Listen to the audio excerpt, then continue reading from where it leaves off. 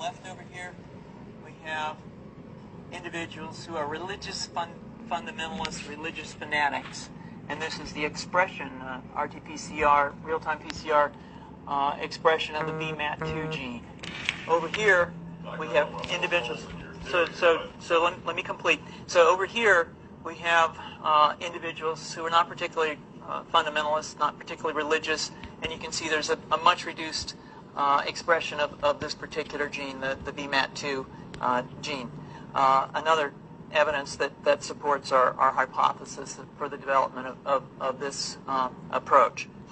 What you see here is by spreading this virus, we're going to eliminate individuals from going on a bomb fest and going into a market, blowing up the market. So our hypothesis is that these are fanatical people, that they have overexpression of the VMAT2 gene, and that by vaccinating them against this, we'll eliminate this behavior. So we have some very, very remarkable data in this next slide. Here we have two brain scans. These are fMRIs. These are two different individuals with different levels of expression of VMAT2. On top is an individual who's a religious fanatic, an individual, and we've repeated this numerous times, that has high levels of VMAT2.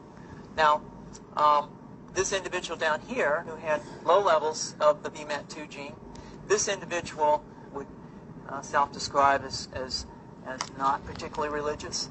In each case, these individuals were read a religious text. This individual lit up the right middle frontal gyrus, shown here, and that's a part of the brain that's associated with theory of mind. It's a part of the brain that has to do with intents and beliefs and desires.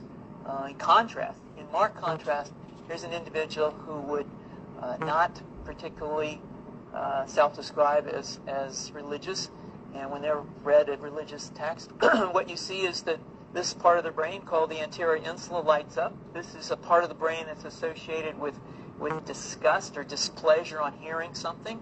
Do you suggest that I take a CT scan with me when I'm evaluating people to determine whether they're a bullet in their head?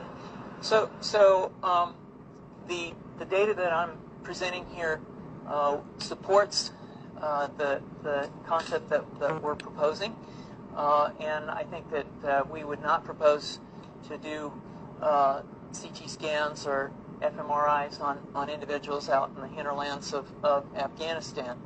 The virus would immunize against this VMAT2 gene, and that would have the effect that you see here, which is it's essentially to turn a fanatic into a normal person. And we think that will have major effects in the Middle East. How would you suggest that this is going to be solved? Well, so the present plan and the tests that we've done so far have used respiratory viruses, such as flu or rhinoviruses, and we believe that that's a satisfactory way to get the exposure of the largest part of the population. Most of us, of course, have been exposed to both of those viruses, and we're quite confident that this will be a very successful approach. This is fascinating. What's the name of this proposal? Yeah, so the name of this project is FunVax, which is the vaccine for religious fundamentalism. Do you have a proposal already? The proposal has just been submitted, and I think that the data that I have shown you today would support the development of this project, and we think it has great promise.